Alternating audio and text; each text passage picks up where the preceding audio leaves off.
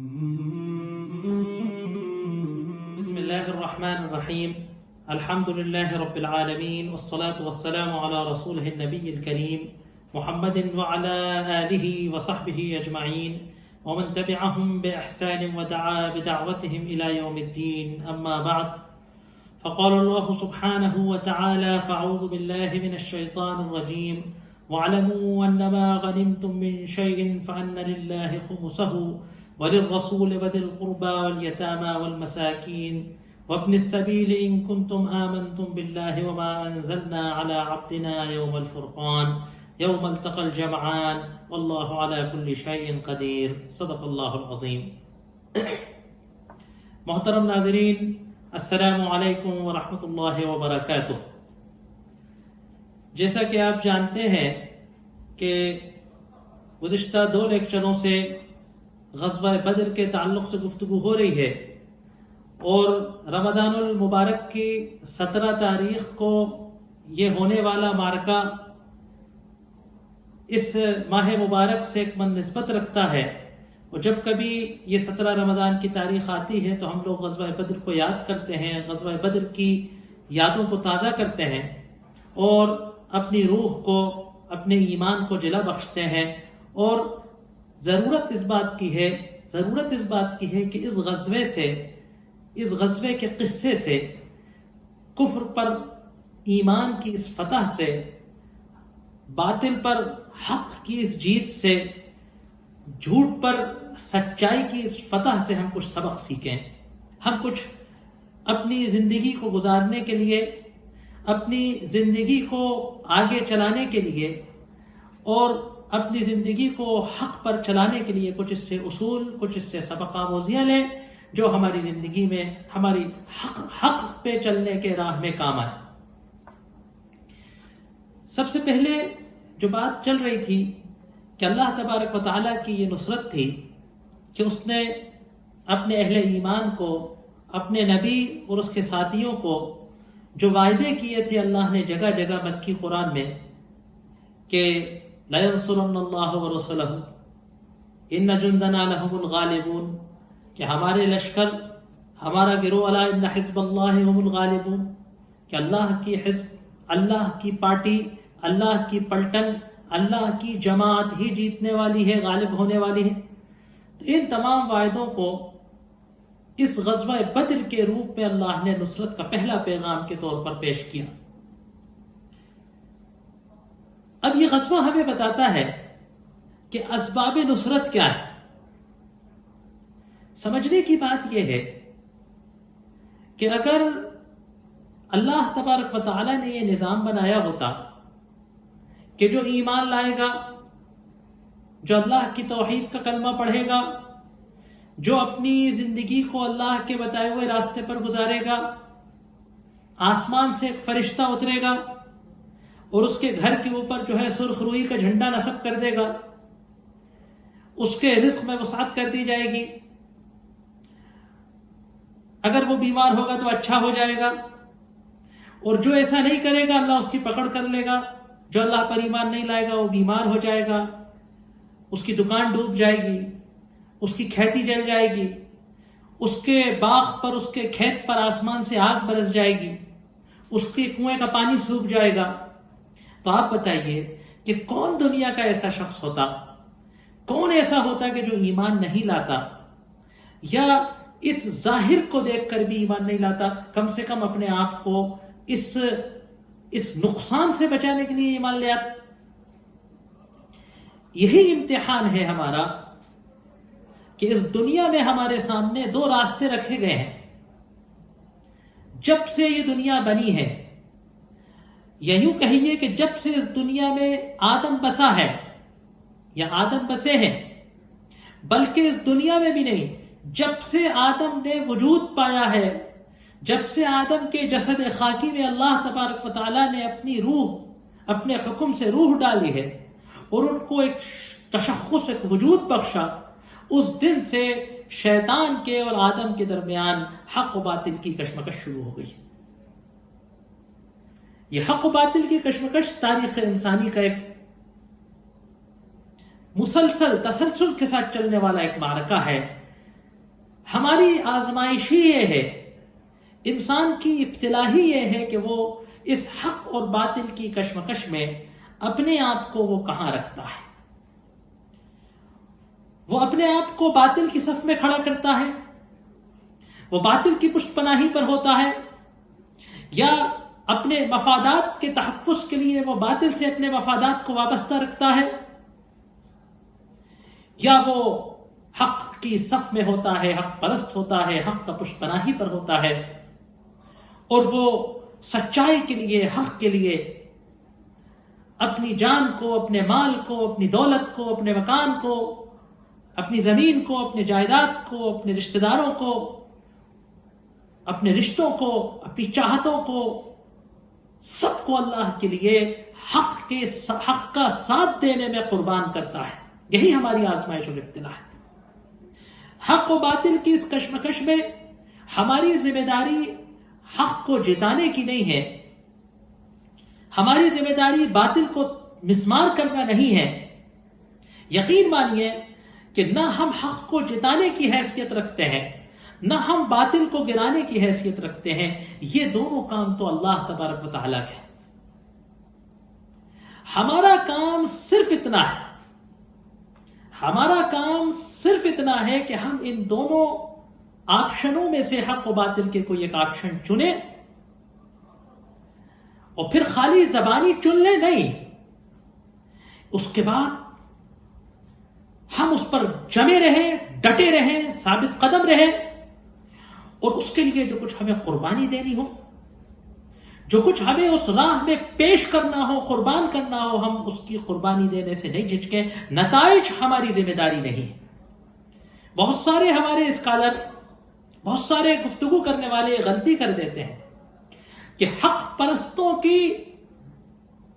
حق کے لیے جاں فشانی کی کہانیاں سناتے وقت نتائج پر تبصرہ کر کے ان کی تحریکوں کو،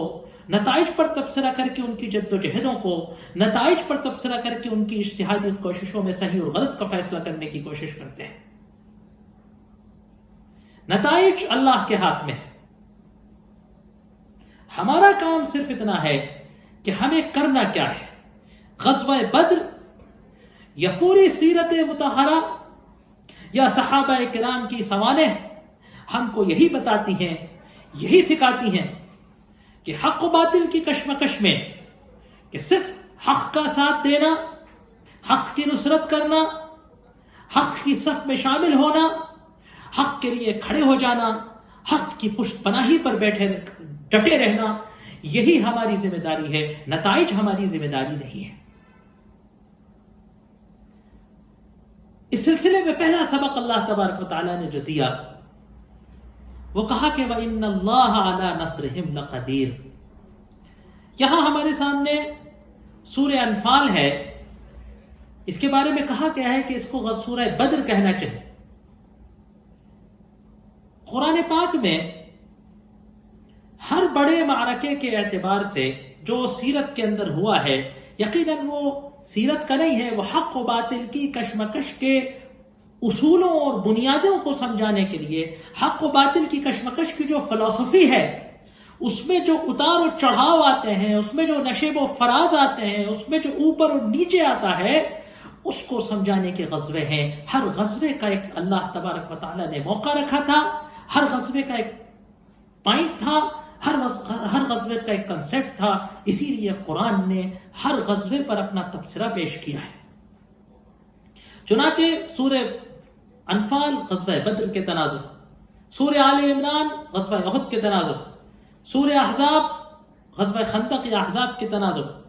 سورہ فتح صلح حدیبیہ اور فتح مکہ کے تناظر، سورہ بنی نذیر کے تناظر، اس طریقے سے اللہ تبارک و تعالیٰ نے۔ تو یہ سورہ انفال ہے، اس کی ابتدائی آیتیں اور 9 پارے کی شروعات، 10ویں پارے کی شروعات کی جو آیت ہے جو میں نے آپ کے سامنے پڑھی، اور بلکہ سورت میں اور بھی بہت سی جگہ غزوہ بدر سے متعلق، غزوہ بدر کے تعلق سے اور جنرل اسلام کے جو کنسیپٹ ہے جہاد کا، اس کے تعلق سے سورہ کے اندر بہت ساری باتیں ہیں۔ جب کبھی انشاءاللہ سورہ انفال کی باقاعدہ تفسیر کی نوبت آئے گی تو اس وقت مزید تفصیلات میں، مزید تشریحات میں ہم جائیں گے۔ غزوہ بدر کے تعلق سے اگر ہم دیکھیں تو چند چیزیں ہمارے سامنے آتی ہیں جنہیں ہمیں مد نظر رکھنا ہوگا، جو ہمیں کچھ سکھا کر جا سکتی ہیں۔ جیسا کہ آپ جانتے ہیں کہ مدینے سے اللہ کے رسول صلی اللہ علیہ وسلم نکلے تو تجارتی قافلے کے تعاقب میں آپ نے تجارتی قافلے کا تعاقب کیوں کیا، اور قافلوں کا تعاقب آپ نے کیوں کیا، اور قریش پر آپ نے اقتصادی مار کیوں ماری، اس کی مصلحت اور اس کی حکمت ہم نے پچھلے لیکچر کے اندر بتانے کی کوشش کی تھی۔ امید ہے کہ آپ نے سنا ہوگا۔ لیکن جیسا کہ آپ کو واقعے کا پس منظر بتایا گیا تھا، جب میدان بدر کے قریب پہنچے آپ تو پتہ یہ چلا کہ قافلہ راستہ بچا کر سلامتی سے نکل گیا ہے، اب وہ ہماری زد سے باہر ہو چکا ہے۔ اب قافلے کو لوٹنے یا مال غنیمت کو حاصل کرنے کا کوئی خانہ نہیں بچا ہے، بلکہ اب یہ بھی نہیں ہے کہ ہم واپس مدینے جا رہے ہیں، بلکہ مکے سے قافلے کی تحفظ کے لیے روانہ ہوا لشکر جرار زبردست اسلحہ سے لیس ہمارے طرف روانہ ہو چکا ہے، جو شاید میدان بدر میں ہم پہلے پہنچے کہ وہ پہلے پہنچے یہ نہیں معلوم۔ اس موقع پر اللہ کے رسول صلی اللہ علیہ وآلہ وصحبہ وسلم نے اسلام کا بنیادی ایک اصول طے کیا کہ وہ امرہم شورا بینہم، کہ اسلام کا نظام شورائی نظام ہے۔ لیکن اسلام کے شورائی نظام میں اور دیگر جو شورائی نظام ہے دنیا میں، جو ہمارے دینی جماعتوں میں، ہمارے دینی مدرسوں میں ہیں، اس میں اور اللہ کے رسول صلی اللہ علیہ وسلم کے شورائی نظام میں بڑا فرق تھا۔ ہمارے یہاں شورا مشورہ کرتے ہیں وہ چند سلیکٹڈ الیکٹڈ لوگ کہ جو ہوائی جہازوں میں بیٹھ کر آتے ہیں، ایئر کنڈیشن بند کمروں کے اندر پردوں میں بیٹھ کر توہمات میں اور خیالات میں کاغذوں کے پنوں پر یا کمپیوٹر کے اسکرینوں پر کچھ غور کرتے ہیں، خیالی اور ہوائی باتیں کرتے ہیں، اور اس کام کو کرنے کا منصوبہ بناتے ہیں جس میں ان میں سے کوئی بھی اس کام کے عملی میدان میں شریک نہیں ہونے والا ہے۔ گزشتہ کاموں پر رپورٹیں پڑھ کر کچھ تعاقب کر لیتے ہیں، کچھ اپنے تبصرات و مشورات سے اس میں اضافہ کر دیتے ہیں، اور شام کو سب واپس اپنے اپنے کاموں پر چلے جاتے ہیں۔ جن حضرات کو میدان میں عمل کرنا ہے ان میں سے کوئی اس مشورے میں شامل نہیں ہوتا۔ یہ ہمارے پارلیمنٹس ہوں، ہمارے جو ہے بڑے بڑے جو ہے وہ اسمبلیز ہوں، ہماری بڑی بڑی کمپنیوں کی وہ ہوں، ہماری تنظیمیں ہوں، ہماری دینی جماعتیں ہوں، ہمارے ادارے ہوں، سب کا یہ حال کم و بیش اسی طرح کا ہے۔ اللہ کے رسول صلی اللہ علیہ وآلہ وصحبہ وسلم نے تمام مسلمانوں کو اکٹھا کیا، اور وہ حضرات کہ جن کو کل میدان میں جا کر دشمن سے مقابلہ کرنا ہے، میدان میں جو تلوار لے کر اتریں گے، ان سے مشورہ کیا گیا۔ مشورے کے لیے سب کو جمع کیا گیا تو یہ مشورے کا ایک پہلو ہمارے سامنے آیا۔ اب اس مشورے میں کیا بات ہوئی وہ میں آگے بتاؤں گا دوسرے انداز سے۔ دوسرا جو سبق ہمیں لینا ہے وہ یہ لینا ہے کہ اللہ کے رسول صلی اللہ علیہ وآلہ وصحبہ نے اسباب کے اختیار کرنے کو سکھایا۔ اللہ چاہتا تو سرور کائنات محمد صلی اللہ علیہ وآلہ وصحبہ وسلم خیریت و حفاظت کے ساتھ مسجد نبوی میں بیٹھے رہتے، اور تمام صحابہ کرام رضوان اللہ علیہم اجمعین اس مسجد میں آپ کے ارد گرد حلقہ بنا کر اللہ سے دعا مانگتے، اور یہ طے ہے کہ مسجد نبوی کی زمین ریاض الجنہ میدان بدر سے افضل ہے تقدس میں۔ وہاں بیٹھ کر دعا مانگتے، اللہ دعا قبول کر دیتا، اور قریش کا آنے والا لشکر نست و نابود ہو جاتا، اور وہ اس طریقے سے زمین میں دھس جاتا جیسے کہ قارون دھس گیا تھا۔ لیکن حق و باطل کی کشمکش میں حق والوں کو قربانی دینا پڑتی ہے، کچھ کر دکھانا پڑتا ہے، پھر اللہ جیت دیتا ہے۔ آپ نے اسباب اختیار کیے، جو کچھ آپ کے پاس تھا ٹوٹا پھوٹا، جو کچھ آپ کے پاس 313 318 319 لوگ تھے، جو کچھ ٹوٹی پھوٹی آپ کے پاس تلواریں تھیں، جو کچھ آپ کے پاس نیزے اور تیر تھے، جو کچھ آپ کے پاس چند گھوڑے اور اونٹ تھے، سب آپ نے میدان جنگ میں لے جا کر دشمن کے سامنے سجا دیے تھے۔ یہاں پر ایک واقعہ ہوا جس سے ہم کو سنت کو سمجھنے کا مزاج پتہ چلتا ہے۔ آپ میدان بدر میں اترے اور ایک مقام پر آپ نے لشکر کو پڑاؤ ڈلوا دیا۔ ایک صحابی تھے حبان ابن منذر رضی اللہ عنہ، وہ آپ کے پاس تشریف لائے، تنہائی میں تشریف لائے اور کہا کہ اللہ کے رسول صلی اللہ علیہ وسلم، یہ جو لشکر کو آپ نے پڑاؤ دیا ہے، کیا یہ اللہ تبارک و تعالیٰ کا کوئی حکم ہے، اللہ کی طرف سے مقرر کردہ جگہ ہے کہ جس سے آگے اور پیچھے ہٹنے کا ہم کو اختیار نہیں، یا یہ آپ کی جنگی رائے اور مشورہ کے تحت ہوا ہے؟ آپ نے کہا کہ نہیں، اللہ کا حکم تو نہیں ہے، بل هو الرأی والحرب والمکیدہ، یہ تو رائے جنگ اور جنگی تدبیر کے تحت میں رکا ہوں۔ کہا اللہ کے رسول صلی اللہ علیہ وسلم لیس ھذا بمنزل، ہم لوگ سرداروں کی جی حضوری میں ان کو صحیح بات نہیں بتاتے۔ اللہ کے رسول صلی اللہ علیہ وسلم جیسی ہستی کے سامنے صحابی فرماتے ہیں کہ اللہ کے رسول ھذا لیس بمنزل، یہ کوئی مناسب مقام نہیں ہے جنگ کی نقطہ نظر سے۔ کہا اللہ کے رسول صلی اللہ علیہ وسلم سب سے اینڈ والے کنویں پر پڑاؤ ڈالیے اور باقی سارے کنووں کو مٹی سے پیک کر دیجئے، پانی کو اپنی پشت پر کر لیجئے، ہم پانی پی کر لڑیں گے اور دشمن پیاسا لڑے گا، ہم تازہ دم رہیں گے اور دشمن جو ہے وہ تھک جائے گا۔ اتنا بڑا جنگ کی تدبیر سبب تھا، آپ نے اعلان کیا اور کہا کہ فوراً اعلان کیا لشکر کو کوچ کرو اور وہاں پڑاؤ ڈالو جہاں حبان ابن منذر نے مشورہ دیا ہے۔ یہ سنت سمجھنے کا مزاج کہ اگر اللہ کا حکم تھا تو جنگی نقطہ نظر سے وہ مناسب ہو کہ نہ مناسب ہو، ہم یہیں ڈٹے رہیں گے اور ہم یہیں ڈٹے رہیں گے اور یہی نصرت آئے گی۔ یہ اللہ تبارک و تعالیٰ نے اگر ہمارے نصیب میں شہادت لکھی ہے تو ہم یہیں جام شہادت نوش کر کے اس اعزاز کو اپنے سینے سے لگائیں گے،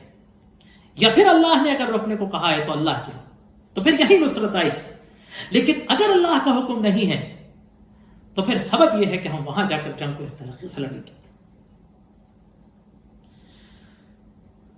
دوسری چیز جو آپ یہاں دیکھ سکتے ہیں،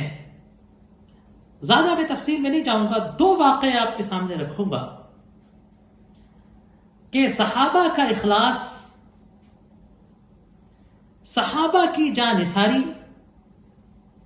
صحابہ کی بہادری، صحابہ کی جسارت، اور وہ کیا جذبہ ہے، وہ کیا فیلنگز ہیں جو اللہ کی نصرت لاتی ہیں۔ کیا ہماری جماعتوں کے اندر، کیا ہمارے مجموعوں کے اندر، کیا ہمارے جد و جہد کے اندر وہ اخلاص، وہ جذبہ، وہ للہیت،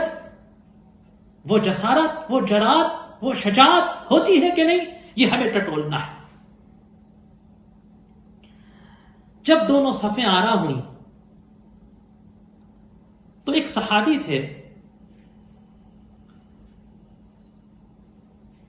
انہوں نے اپنے تھیلے میں سے کچھ کھجوریں نکالی۔ اس سے پہلے آپ نے فرمایا سارعوا الی جنت عرضها السماوات والارض، ہوڑ لگاؤ ایسی جنت کے طرف کہ جس کی چوڑائی زمین و آسمان سے زیادہ ہے۔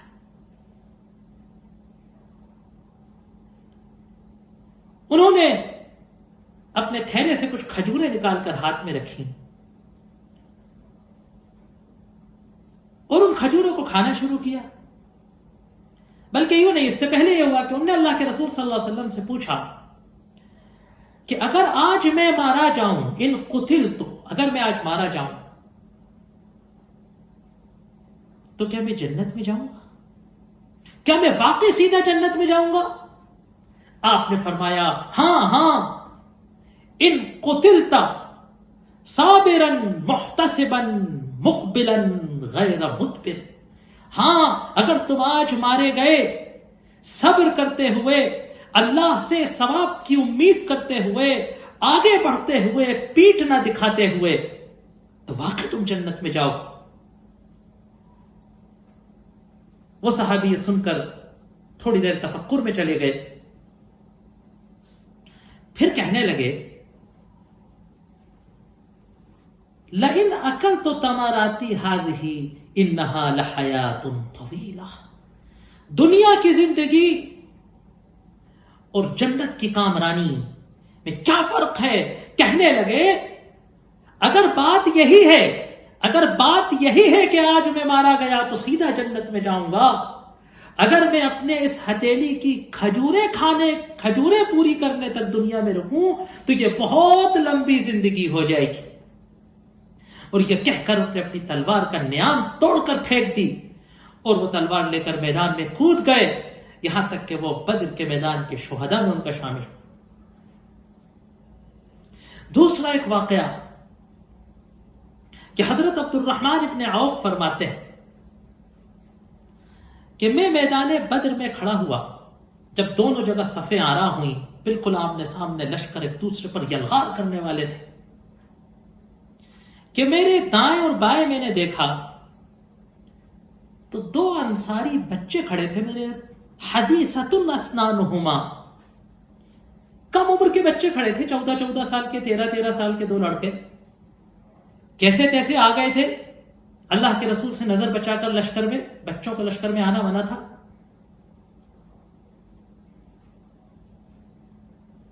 حضرت عبد الرحمن ابن عوف فرماتے ہیں جو بڑے عشرہ مبشرہ میں ان کا شمار ہے، میدان جنگ میں اگر آپ کے ارد گرد سورما ہوں تو ذرا دم آتا ہے، اگر آپ کے آس پاس کمزور لوگ ہوں تو پورا پریشر آپ پہ آ جائے گا، حملہ ہوگا تو آپ رہ جائیں گے۔ تو میں نے دیکھ کر کہا ودت، تو میں نے سوچا کہ کاش کوئی جوان توانا قد و قامت والے میرے ارد گرد ہوتے، آج یہ تو بچے میرے ارد گرد لگ گئے۔ لیکن حضرت الرحمن ابن عوف فرماتے ہیں کہ بڑا تعجب ہوا، ان میں سے ایک نے میرا ہاتھ دبایا، وہ کان میں کہا، میں نے کہا چچا ابو جہل کو پہچانتے ہو؟ اب عبد الرحمن ابن عوف مہاجر تھے، مکے کے لوگ تھے، یہ انصاری بچوں نے ابھی تک کبھی زندگی میں ابو جہل کو دیکھا نہیں تھا۔ اب ابو جہل کون؟ ابو جہل مکے کے سورماؤں میں اس کا شمار، عرب کے مشہور تلوار بازوں میں اس کا شمار، عرب کی انگلیوں پہ گرنے والے بہادروں نڈروں میں اس کا شمار، کئی شہ سواروں سے اکیلے لڑنے والا ابو جہل۔ اور 13 سال کا بچہ پوچھتا ہے کہ ابو جہل کو جانتے ہو چچا؟ کہا ہاں۔ ما تصنع، تم ابو جہل کا کیا کرو گے؟ کہا کہ چچا میاں میں یہ قسم کھا کے آیا ہوں، میں نے سنا ہے کہ وہ مکے میں اللہ کے رسول صلی اللہ علیہ وسلم کو برا بھلا کہتا تھا، گالی دیتا تھا، میں یہ قسم کھا کے آیا ہوں اللہ سے کہ میرا سایہ ابو جہل کے سائے سے جدا نہیں ہوگا، یہاں تک کہ ہم دونوں میں سے جس کے نصیب میں موت پہلی لکھی ہو وہ مر نہ جائے، یا تو میں اسے مار دوں گا یا مر جاؤں۔ میں نے سوچا کہ یہ بچہ اور کہاں ابو جہل، تو بائیں طرف سے دوسرے نے ہاتھ دبایا اور اسے نہیں معلوم تھا کہ اس کے ساتھی نے کان میں کیا کہا ہے، اس نے بھی یہی کہا۔ مجھے بڑا تعجب ہوا جب دونوں گھمسان ہوا اور میں نے دیکھا کہ ابو جہل لشکر میں ادھر سے ادھر کندھے ہلاتا ہوا سورماؤں کی طرح تلوار ہاتھ میں لے ادھر سے ادھر اترا کر ادھر سے ادھر جا رہا ہے۔ میں نے دیکھا کہ دیکھو ذاک صاحبکما، وہ ہے جس کے بارے میں تم پوچھ رہے تھے۔ کہا کہ نہ ان نے آؤ دیکھا نہ تاؤ دیکھا، وہ دونوں لڑکے چیل کی طرح وہ کودے، اور ان کو ایسا لگتا تھا کہ میدان جنگ سے کوئی دلچسپی نہیں تھی، وہ دونوں لپکے اور اس طریقے سے وہ ابو جہل کے پیچھے لگے کہ حتیٰ قتلا، یہاں تک کہ ان دونوں نے ابو جہل کو قتل کر دیا۔ مکے کے سورما کو تو بچوں نے مار دیا، مرتے وقت اس کا آخری جملہ یہ تھا، حضرت عبداللہ ابن مسعود جب گئے اس کا سر اتارنے تو اس کا آخری جملہ یہ تھا کہ لولا عکاران قتلنی، کاش کسانوں کے علاوہ کسی اور نے مجھے قتل کیا ہوتا، کسی بہادر سورماؤں نے آمنے سامنے سے مجھے قتل کیا ہوتا، کسانوں کے 2 بچوں نے مجھے قتل کر ڈالا۔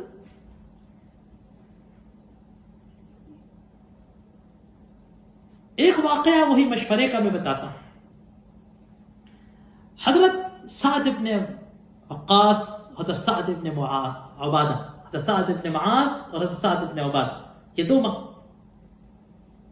مدینے کے 2 بڑے سردار تھے۔ ان دونوں نے کو اللہ کے رسول نے مشورہ بلایا اور لوگوں سے کہا کہ بھئی دیکھو، تم جانتے ہو کہ قافلہ ہمارے ہاتھ سے نکل چکا ہے اور ہم بغیر تیاری و ساز و سامان کے اس لشکر جرار کے سامنے آ چکے ہیں۔ اب اشیروا علی ایھا الناس، اے لوگوں مجھے مشورہ دو، اے لوگوں مجھے مشورہ دو۔ فرمایا کہ ابو بکر نے تقریر کی، فاحسن، بڑی شاندار تقریر کی، لیکن آپ نے کہا لوگوں مشورہ دو۔ حضرت عمر کھڑے ہوئے اور بولے بہت اچھی تقریر کی، آپ نے کہا لوگوں مشورہ دو۔ حضرت سعدین سمجھ گئے کہ اشارہ انصار کی طرف تھا، اللہ کے رسول سچائی پسند آدمی تھے۔ انصار نے بیعت عقبہ میں آپ سے وعدہ کیا تھا کہ ہم مدینے میں آنے والے کسی بھی دشمن سے آپ کو بچائیں گے، لیکن باہر نکل کر آپ سے جنگ کریں گے، یہ معاہدے میں طے نہیں تھا۔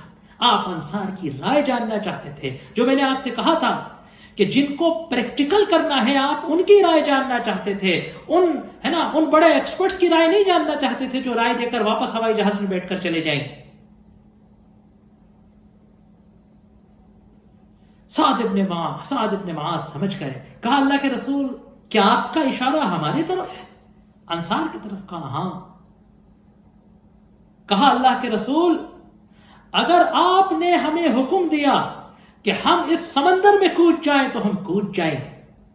اگر آپ نے ہم سے کہا کہ ان اونٹوں کو لے کر برد الغمام تک جاؤ، برد الغمام جزیرۃ العرب کا آخری کونا ہے،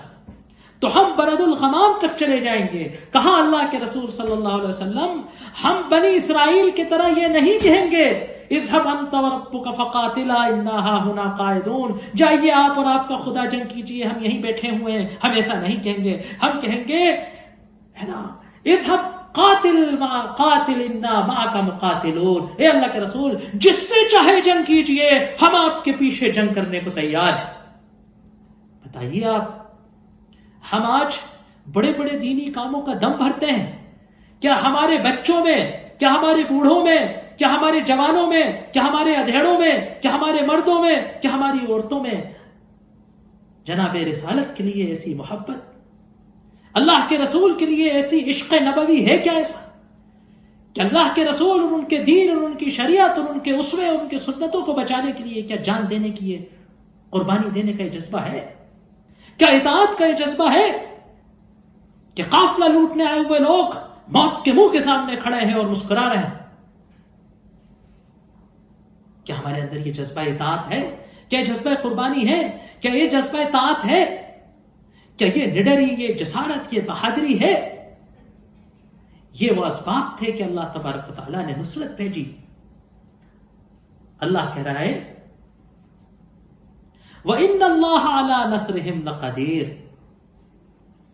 اللہ ان کو جتانے پر قادر ہے۔ یہ وہ صف تھی کہ جو کھڑی تھی، ابھی تو جنگ شروع نہیں ہوئی، ابھی تو جنگ شروع ہی نہیں ہوئی۔ سورہ انفال کی جو ابتدائی آیات ہیں، موقع ہوا تو انشاءاللہ ان کی تفسیر کرنے کی کوشش کریں گے کہ اللہ تب حکمت دیکھیے کہ غزوہ بدر کا تذکرہ ہو رہا ہے، لیکن اس سے پہلے اللہ 2 چیزوں کا تذکرہ کر رہا ہے۔ ایک مال غنیمت کا تذکرہ کر رہا ہے، کیوں؟ کیونکہ ہر مخلصانہ مشن، ہر مخلصانہ تحریک کا کینسر ہے مال غنیمت پر ہونے والی لڑائی، منافع کے اوپر ٹپکنے والی رال۔ اور دوسرا کہ میدان میں کود جانا بغیر کوالٹی کے، یہ ہمیں شکست دیتا ہے۔ قرآن نے دونوں چیز، اولئک هم المؤمنون حقا، ہاں یہ ہوتے ہیں سچے مومن۔ آیت انشاءاللہ ذکر آ رہا ہے، ہوا انشاءاللہ تو ان آیات کی، سورہ انفال کی ان آیات کی مختصر سی تشریح کرنے کی کوشش کریں گے۔ وآخر دعوانا ان الحمد للہ رب العالمین۔